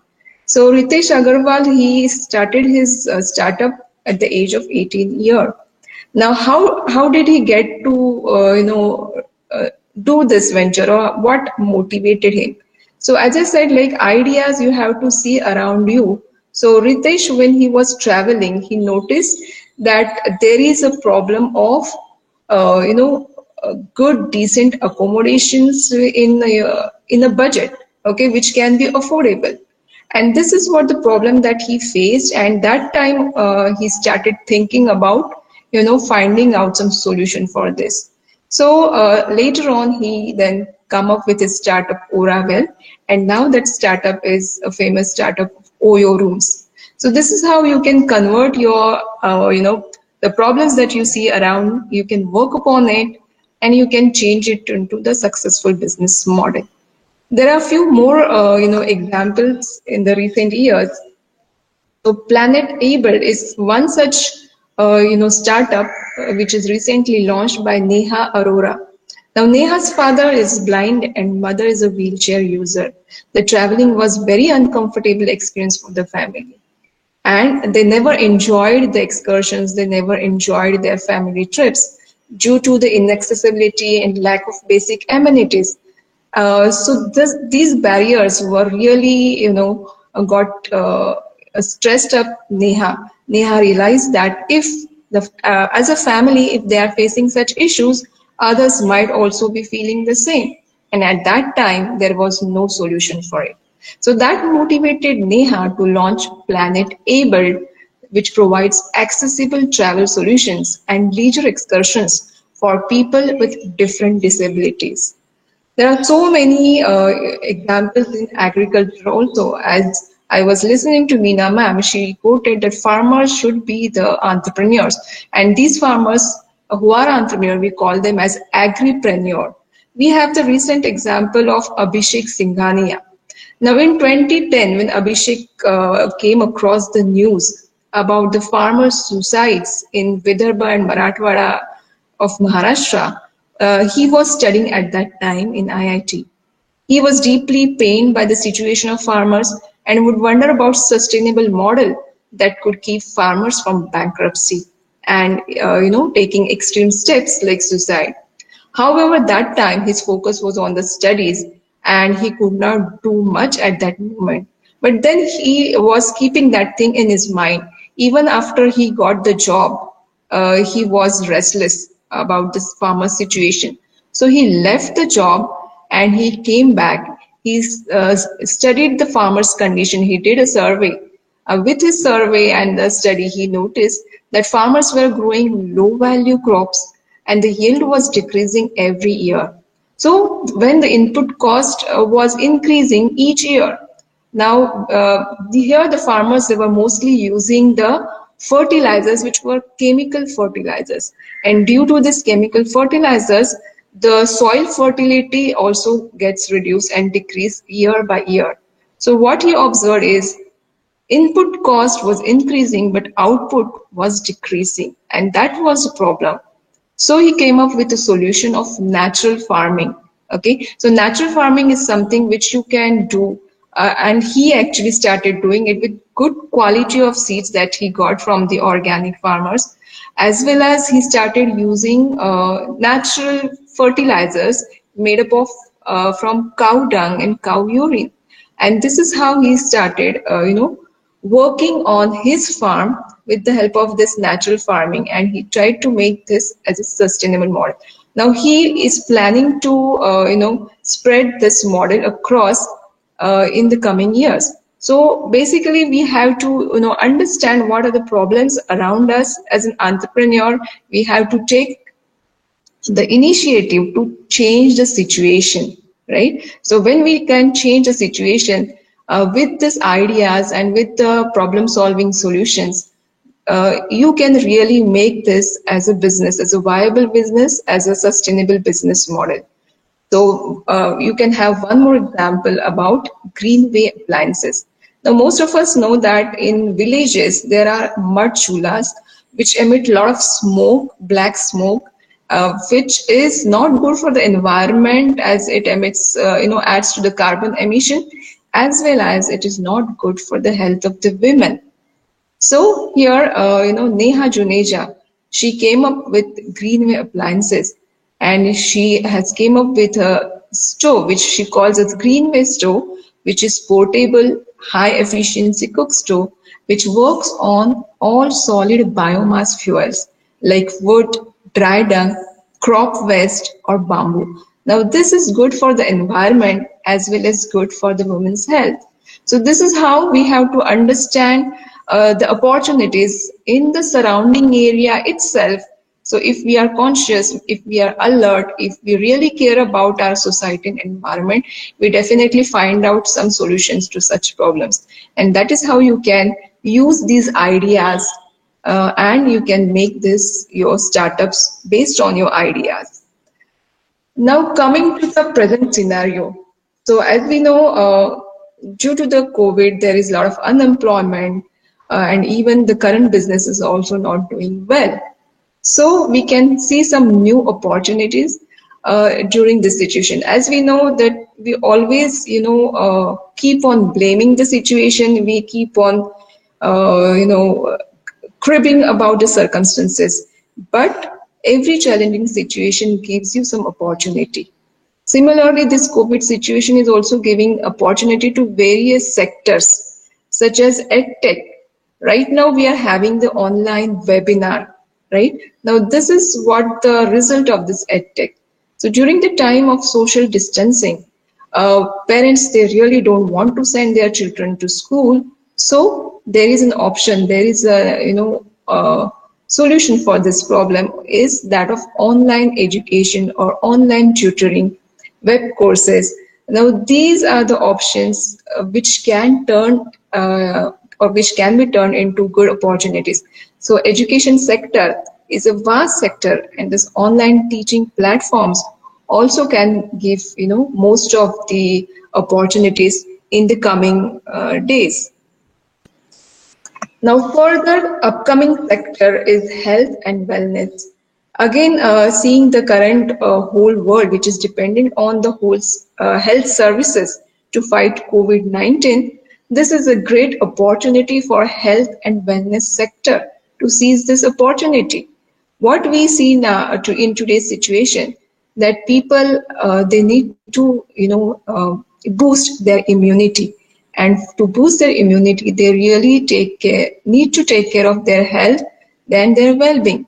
So if you as an entrepreneur, if you come up with some such useful product or solutions which can make the immunity or which can enhance the immunity, that has got a good market in the current scenario.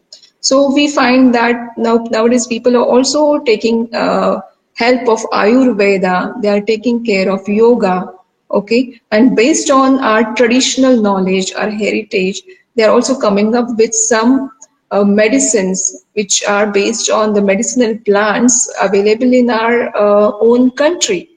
Also the medicines and kadhas which are based on the masalas that we have in our home. So you can use this knowledge to create useful products for the people in today's situation. And if your products are really going to work, then definitely there is a market for you. So in this situation, you can look for some good health and wellness products. It can be even some apps which can help you to take care of your good health. Also, the next area is about financial services and NBFCs. So we are now seeing that current pandemic situation is also making difficult the life of people, because they are not able to get the payment, they are not having employment, but still they are also need to manage their livelihood. So at this time, these financial services, they can be of great help. So unemployed people also they need money at very short notice, and these financial services and NBFCs who can come forward and can lend money in short notice, so that can also be a great opportunity in the current situation. The SAS and remote working tools, again it's an upcoming opportunity what we see. So the tools like Webex or Zoom, Google Meet, they are really helping today all of us, actually the whole community, to connect with each other. So if you also can come up with such tools, such useful platforms which can satisfy the specific need of a specific market, there is immense opportunity in this area also. E-commerce and delivery services, again what we have observed during the lockdown, it is very, very difficult for people to go out and buy something. So at this time, what is useful for them is the online shopping, right? So the people who can, deliver the food at even the grocery or any essential services at the doorstep, now they can also start their businesses with the help of this e-commerce. And now what we see that today e-commerce has got a good opportunities in this coming days, because people, they won't they would like to maintain social distancing, they will still remain at home. So online shopping will definitely be a useful tool for them, or useful what we can say, a necessity for them. Now, actually, the recent Amazon sale of August 5th and 6th, this sale was a wonder in the history of online shopping. Now, this sale actually crossed the last Diwali sale, the last Diwali turnover. So you can see that even during lockdown, people are buying so much through online. So if you can come up with any business related to online shopping, any business related to e-commerce and delivery, if you can be any intermediary even in between, it will give a good opportunity. There is a good scope in the coming days. So going further, now the more platforms, OTT platform and online gaming. So people are again not going out for the entertainment. Movie theaters are also closed. So nowadays, what we observe that mainly people are hooked to their, OTT platforms such as Netflix, Amazon Prime. Also, the youth are, trying to make their entertainment on online gaming.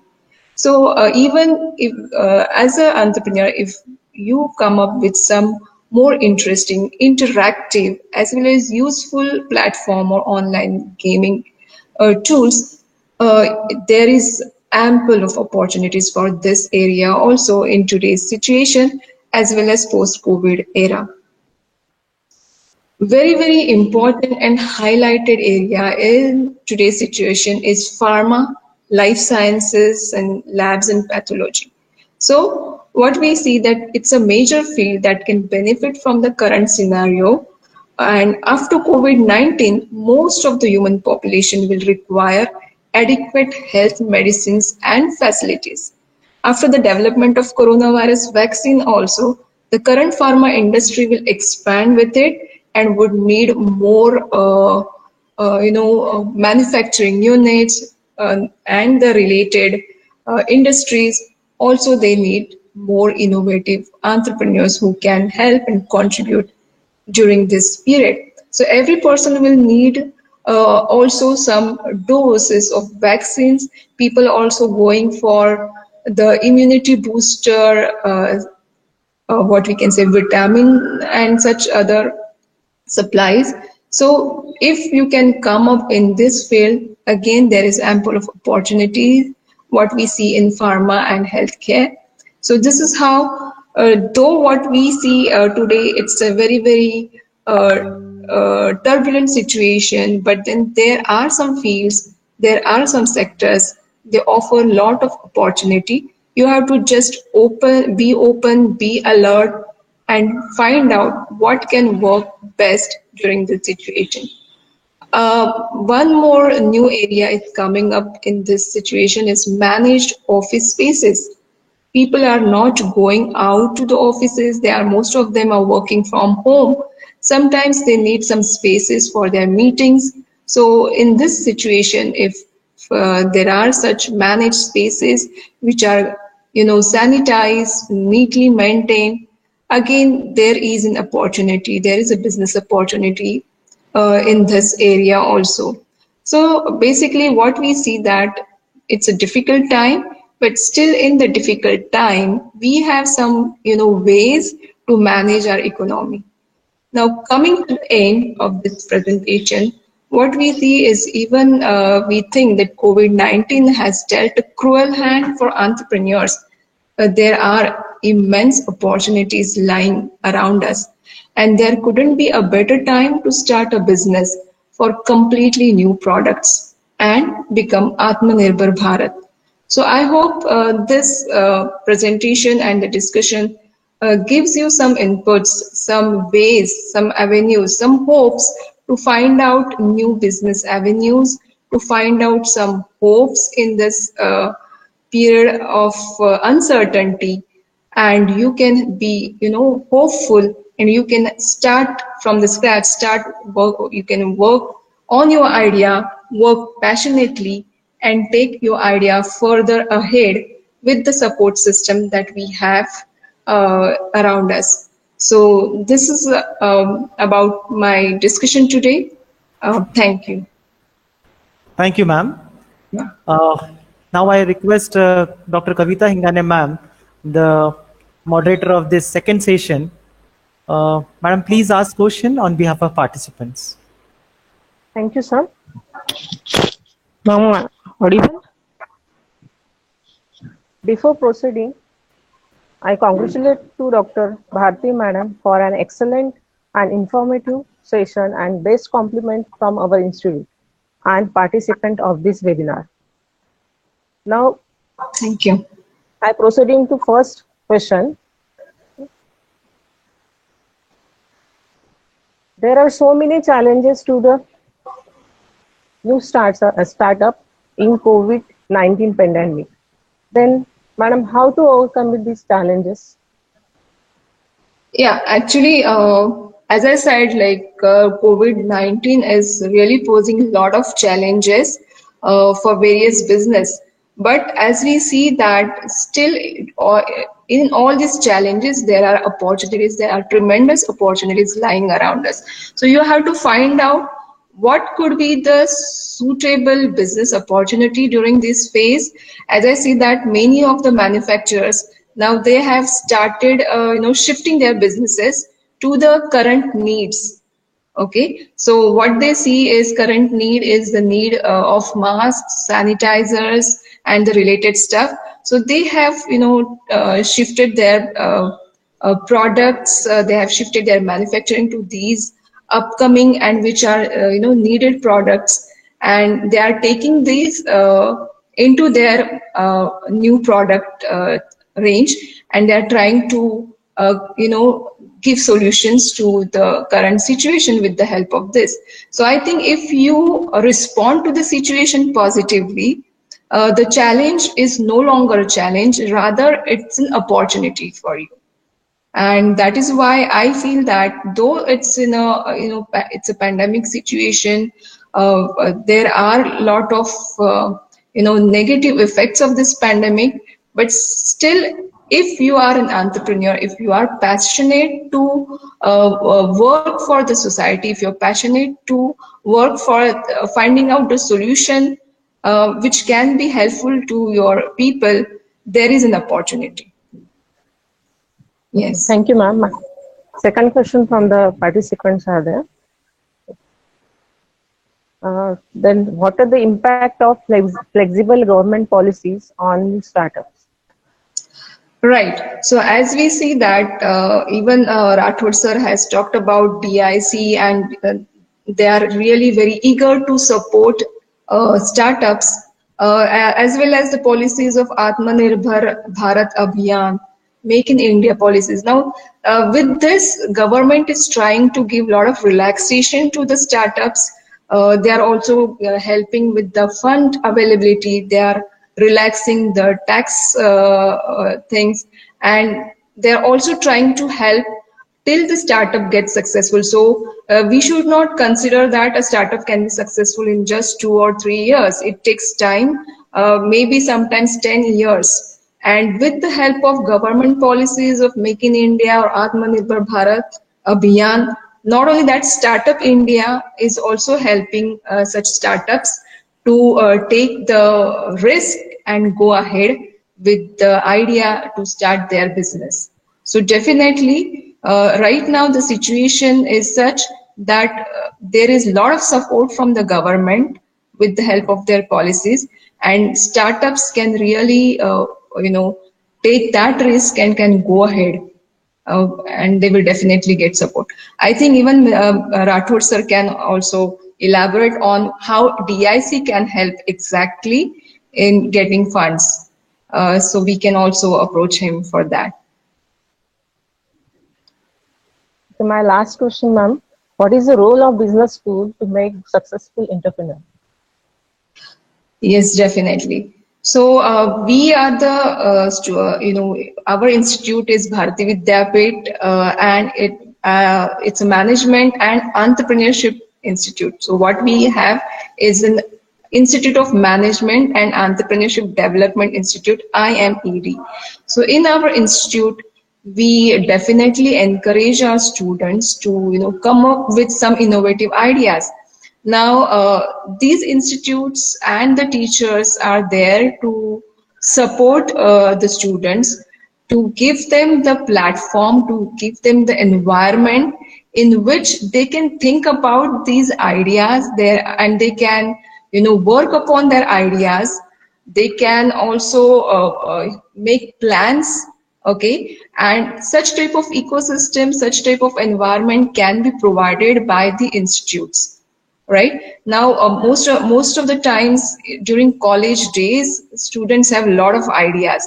Now, these ideas, they are really, really valuable if they are taken seriously and if they are pursued.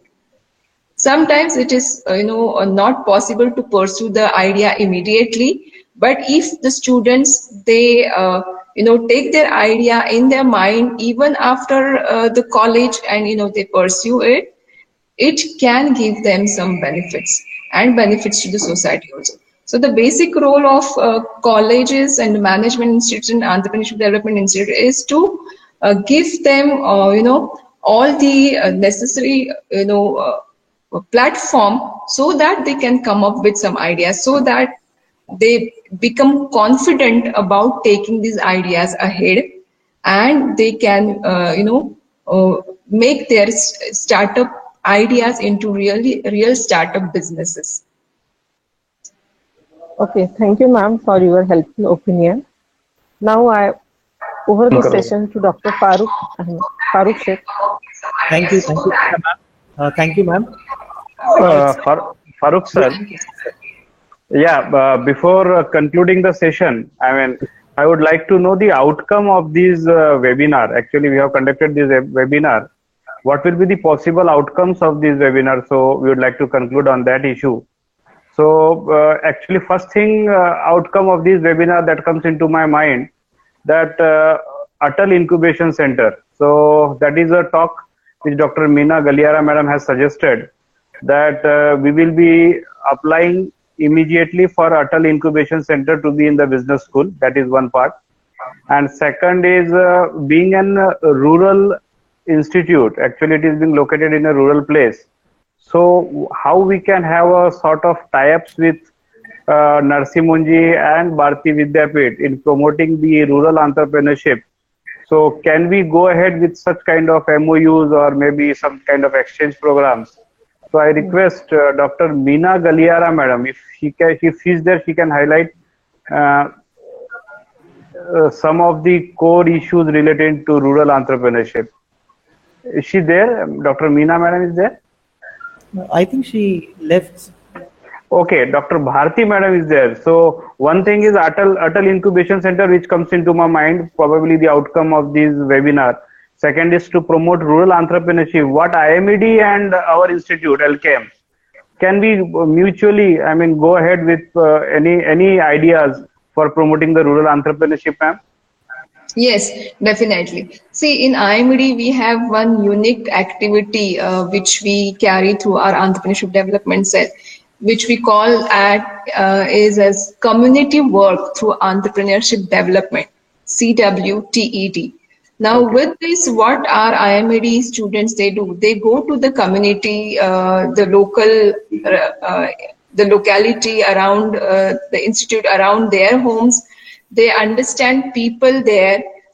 Basically, they focus on the small, unorganized businesses, right? Okay. Now, they are the unorganized businesses. They don't have the education. They don't have the professional qualification. They can be, the vendors or the street vendors, and they try to understand their problems. They try to figure out a solution to their problems and help them, guide them. And this is the way they mentor these small, unorganized businesses. Now, this activity is been taken since we are in Pune city, and most of the students, they try to find out such small, unorganized entrepreneurs around them and try to mentor them. Now, in the similar way, in your area, we can also, figure out what are the problems of the people in the villages, okay, and which can be, taken further. We would try to find out solution. In my discussion, also, I mentioned about some agripreneurs who have really taken these problems of the farmers seriously and tried to find out the solution for this.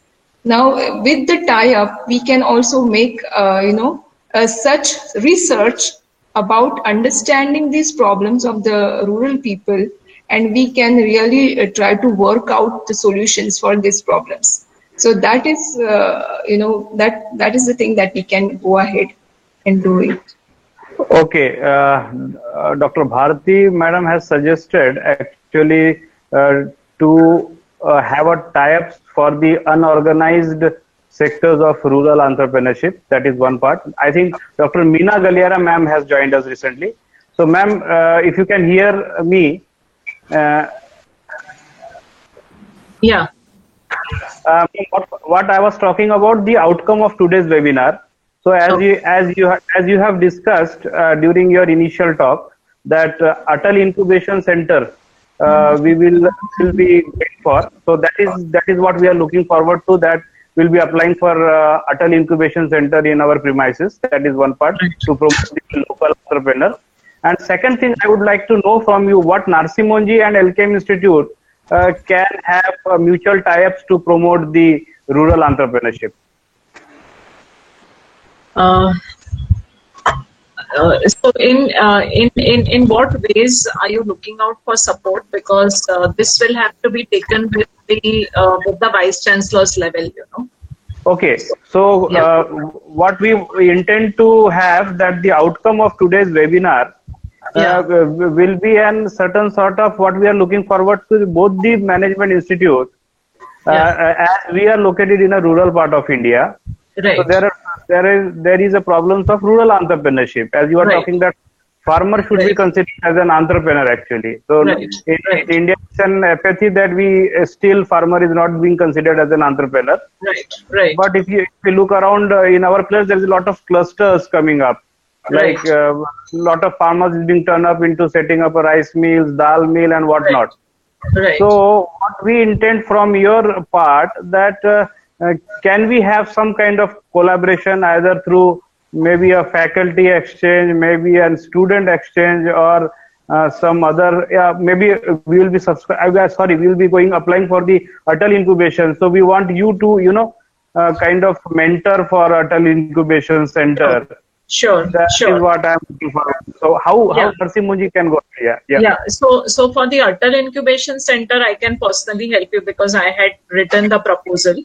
And that is the thing. Even Atal Tinkering Labs are there. So if your organization has schools or something, you can even consider having Atal Tinkering Labs for the school level. But Incubation Center, they will definitely promote. What they require is 10,000 square feet space. That is one of their conditions. So that condition has to be satisfied, and plus a proof of concept that your alumni are entrepreneurs. So we had collected all that data, so we can help you with that. That should not be a problem when you're preparing your proposal. So that can be done. Second is, if you can officially write to us, I can share the Vice Chancellor's email ID. And what type of support you are requiring, definitely we would pick it up over there. And plus, we have a very strong alumni network, which is Section 8 company. We have registered as a Section 8 company where there are a lot of alumni entrepreneurs. So they can also mentor. A lot of things you require is a hand-holding support, which is required, So you can, so we can provide you with access to that also. So I can connect you with our alumni network, and then those alumni who are for the last 30 years, 40 years have successfully sustained their enterprises and are doing good. Definitely they would like to mentor other enterprises, which are there. So we can connect you with that. Okay, madam. Yeah. Okay. Thanks. Thanks a lot. Over to you, Farooq. Thank you, sir.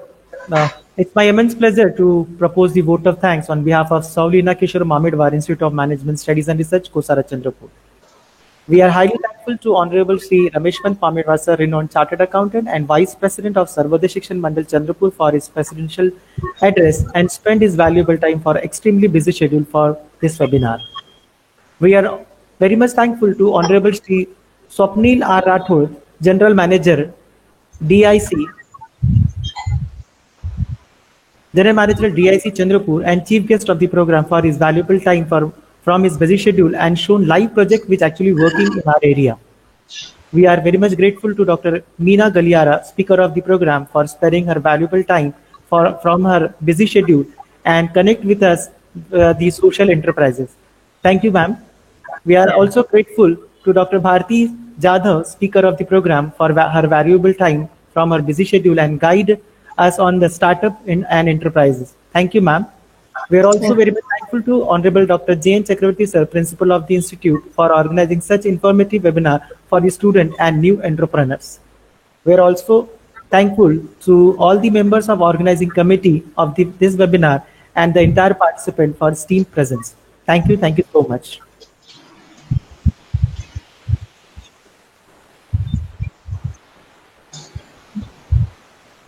You can switch off all the.